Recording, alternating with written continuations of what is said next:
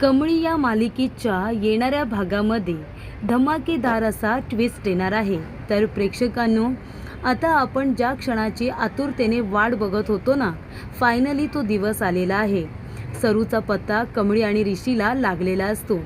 तर येणाऱ्या भागामध्ये आदिवासी वाडीवरती गेल्यानंतर इथे ऋषीची आणि कमळीची भेट इथे आपल्या आईबरोबर, लेकीची भेट आईबरोबर झालेली असते। आदिवाशांनीच इथे आता सरूचा जीव वाचवलेला असतो आणि आपल्याकडे तिला ठेवून घेतलेलं असतं। पण इथे आता शोध घेत असताना ऋषी आणि कमळी आजूबाजूच्या गावांमध्ये, आदिवासी वाड्यांमध्ये जाऊन आपल्या आईचा शोध घेत असतात, विचारणा करत असतात। आणि तेव्हा एका आदिवासी वाडीवरती, एका घराच्या बाहेर खाटेवरती त्यांना आता सरू झोपलेली दिसते। अशा रीतीने सरूचा पत्ता हा लागलेला असतो। तर येणाऱ्या भागामध्ये कशा पद्धतीने या गोष्टी पुढे घडत जातात आपण सविस्तरपणे बघूया। तर इथे ऋषी आलेला असतो कमळीसाठी। आपल्या आईला, आपल्या घराला सोडून तो फक्त आणि फक्त कमळीसाठी सिद्धटेकला परत येतो, तिचा आधार बनण्यासाठी।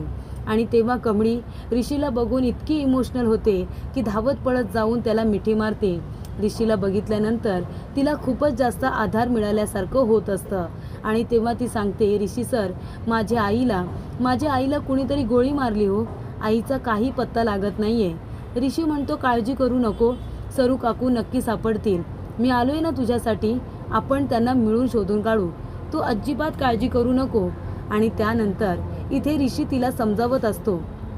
आणि मग प्रेक्षकांनो, पोलीस स्टेशनमधून पुन्हा एकदा फोन येतो आणि काही आता गोष्टी दाखवल्या जातात।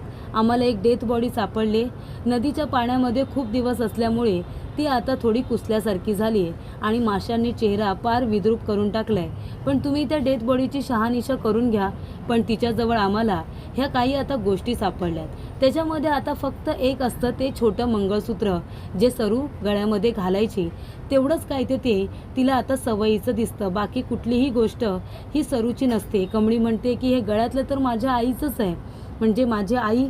आणि जेव्हा ती त्या बाईची डेथ बॉडी बघायला जाते तेव्हा तिचा चेहरा वगैरे काही ओळखीला येतच नसतो, पण अंगावरची साडी असेल आणि त्याचबरोबर हात वगैरे असेल ते बघून कमळी म्हणते की नाही, ही माझी आई नाही आहे। तेव्हा ते म्हणतात, अरे पण बाळा, मंगळसूत्र वगैरे ह्या डेथ बॉडी जवळच सापडलं। ती म्हणते, असेलही, पण ही माझी आई नाही आहे, हे सुद्धा तेवढंच खरं आहे। आणि त्यामुळे इथे आता कमळीने सांगितलेलं असतं की ती माझी आई नाही आहे, माझ्या आईला काहीसुद्धा होणार नाही, माझी आई जिवंत आहे, असं सुद्धा ती सांगते। आणि तेव्हा ती म्हणते की जाऊ द्या, तुम्ही तुमच्या परीने शोध घ्या, नाहीतर नका घेऊ, पण मी माझ्या परीने माझ्या आईचा शोध हा सुरूच ठेवणार आहे। अगदी काहीही झालं तरीसुद्धा मी माझ्या आईला शोधून काढेन। आणि तेव्हा आईला शोधून काढण्यासाठी ते आता म्हणजे जंगलामध्ये तर इकडे तिकडे शोधाशोध करतेच, पण त्याच बाजूला जंगलाच्या आजूबाजूला सुद्धा ना काही म्हणजे गावं असतात, काही गावाच्या साईडला आदिवासी वाडीसुद्धा असते, त्या असतात। तेव्हा इथे कमळीला असं वाटतं की आपण आजूबाजूंच्या गावांमध्ये सुद्धा जाऊन माझ्या आईबद्दल चौकशी केली पाहिजे। जर चुकून माझ्या आईला कोणी वाचवलं असेल तर गावामध्ये लोक जंगलामध्ये कामानिमित्त जातात, एखाद्याला काही झाड हवं असेल किंवा एखाद्याला सरपण गोळा करायचं असेल, काहींना पाळापाचोळा लागत असतो जंगलामध्ये, गावाच्या ठिकाणी अगदी अशी खूप काही कामं असतातच। तिथे जर कोणी आलं असेल आणि माझ्या आईला वाचवलं असेल तर असा विचार तिच्या मनामध्ये येऊन जातो। तेव्हा ऋष म्हणतो, ठीक आहे, आपण जाऊया, आपण स्वतः गावोगावी जाऊ आणि इथे शोध घेऊ। एकाच गावामध्ये जाणं काही आपल्याला पॉसिबल होणार नाही आहे। तेव्हा आपण एक काम करू, कमळी आणि आम्ही एक गाव घेऊ आणि इथे बंडे आणि निंगी तुम्ही एक गाव घ्या, म्हणजे लवकर लवकर सगळे गावं पूर्ण होतील। तेव्हा इथे कमळी म्हणते की ठीक आहे। आणि त्यानंतर इथे आता रात्र झालेली असते, कमळी काहीही खात नसते, पीत नसते, निंगीने आता सर्व स्वयंपाक केलेला असतो। तेव्हा ती म्हणते की कमळे, अगं तू काही खाल्लेलं नाही आहेस गं, हे बघ मी पिठलं भाकरी केले, तुला आवडते ना, निदान पिठलं भाकरी तरी खा ना गं। तेव्हा कमळी म्हणते, नाही न गं, मला नको निंगे, मला काही नको। अगं माझी आई इथे अचानकपणे गायब झाली गं, ती बिचारी कुठं असेल, तिने काय खाल्लं असेल, काय पिल्लं असेल गं, सांग ना निंगे, माझी आई कुठं असेल, काय अवस्था असेल तिची, आणि मी इथे खायचं वय। तेव्हा ती म्हणत असते, कमळी, अगं तू खाल्लं नाहीस तर तुला ताकद कशी येणार, आणि मग तू तुझ्या आईला कशी शोधणार, तुझ्या अंगामध्ये ताकद असेल तर तू तुझ्या आईला शोधणार आहेस ना. आता बघ स्वतःकडे. अगं किती वीक झाली आहेस तू. तेव्हा ती म्हणत असते, जाऊ दे, मी मेले तरी चालेल, पण मला जेवायला नको. तेव्हा ती म्हणते, आणि ऋषी सरांचं काय? ती म्हणते, ऋषी सरांना तू जेवायला दे, त्यांना जेवू दे. तेव्हा इथे ऋषी म्हणतो की कमळी, असं का करतेस तू? हे बघ, जे काही सरू मावशींबरोबर झालं हे अत्यंत चुकीचं झालं, हे मला पण कळतं आहे, म्हणून तर मी इथे तुझ्यासाठी आलो आहे ना. पण हे बघ कमळी, याने काहीही साध्य होणार नाही आहे. तू इथे उपाशी राहणार आहे.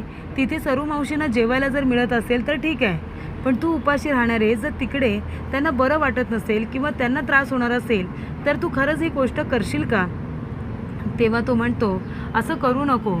तुला आता तुझ्या आईला शोधून काढायचं आहे, म्हणजे तुझ्यामध्ये डबल ताकद हवी आहे ना तुझ्या आईला शोधण्यासाठी. म्हणून तुला खावं लागेल कमळी. प्लीज प्लीज आबांसाठी खा, तुझ्या आईसाठी खा, माझ्यासाठी खा. तेव्हा कमळी फक्त नको नको नको असं म्हणत असते. तेव्हा इथे ऋषी म्हणतो, खा ना, तुला माझी शपथ आहे कमळी. तेव्हा कमळी ऋषीच्या तोंडावरती हात ठेवते आणि म्हणते, ऋषी सर नका नका तुमची शपथ देऊ मला, आधी शपथ मागे घ्या, सुटली म्हणा. तो म्हणतो नाही. आणि एक गोष्ट लक्षात ठेव, जोपर्यंत तू खाणार नाही ना तोपर्यंत मीही खाणार नाही आहे. अगदी काही झालं तरीसुद्धा. आता सकाळी मी ब्रेकफास्ट न करता घरातून निघालो आहे आणि अजूनपर्यंत मी काही खाल्लेलं नाही आहे. मग मी चक्कर आली, मी आजारी पडलो तर मला नाही बोलायचं.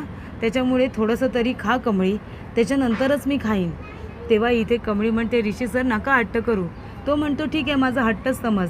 आणि तो आता एक बाईट तयार करतो, एक घास तयार करतो आणि तो कमळीला आता भरवायला जातो.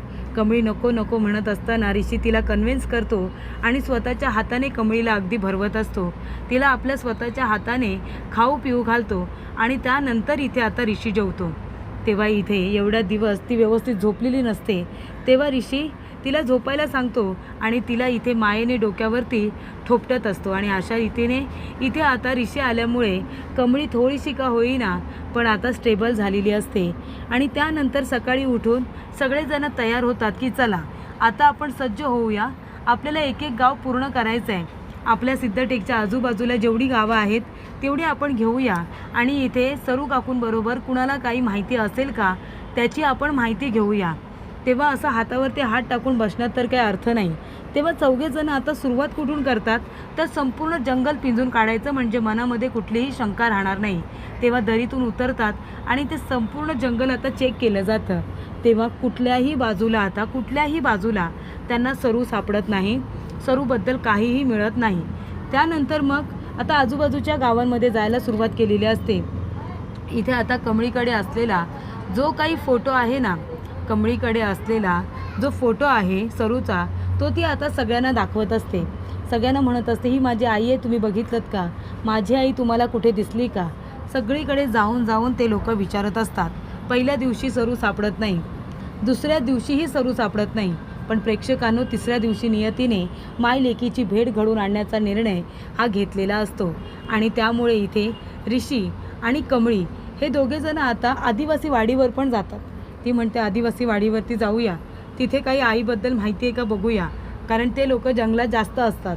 तेव्हा ती आदिवासी वाडीवरती जाते आणि तिथे जे लोक असतात ना त्यांना आपल्या आईचा फोटो दाखवते आणि म्हणते, ही माझी आई आहे, तुम्ही हिला बघितलं का? जंगलामध्ये तिला गोळी लागली, ती दरीमध्ये पडली होती, पण तिचा काही पत्ता नाही आहे.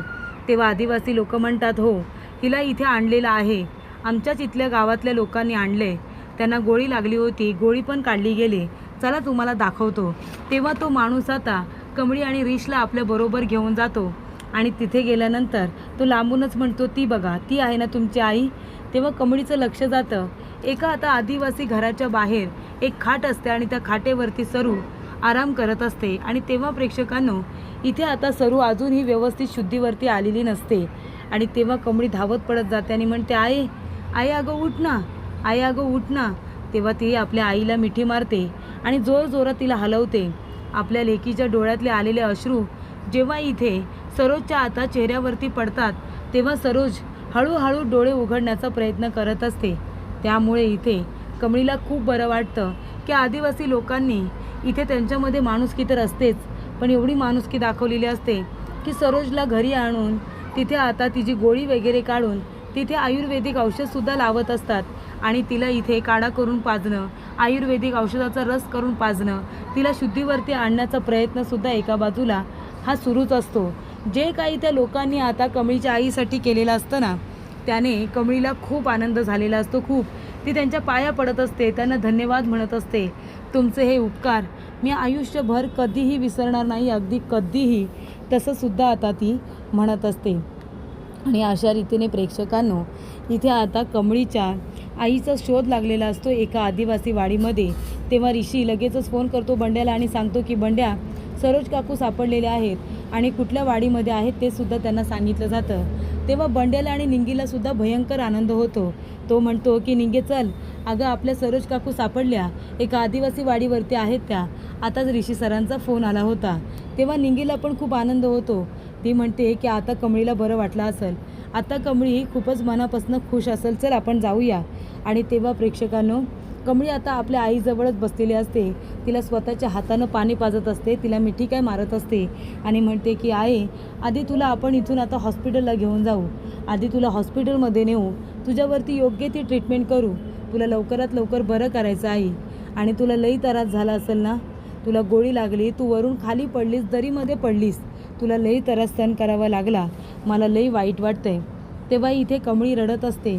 तेव्हा सरोज तिला शांत करत असते, हळूहळू तिला रडू नको असं म्हणत असते. तेव्हा इथे ऋष म्हणतो की आता रडू नकोस कमळी, तुझी आई सापडली आहे ना, गायब झाल्यापासून तू खूप रडली आहेस, त्याच्यामुळे आता रडू नकोस.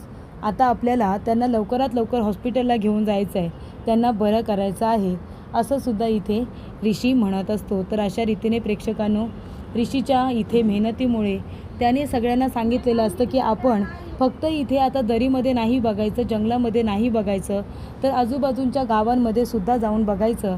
आणि ऋषीने सांगितल्याप्रमाणे सगळेजण आजूबाजूला जाऊन आता शोधाशोध करतात. तेव्हा आदिवासी वाडीमध्ये सरोज सापडलेली असते आणि शेवटीला माय लेकींची भेट ही घडून आलेली असते.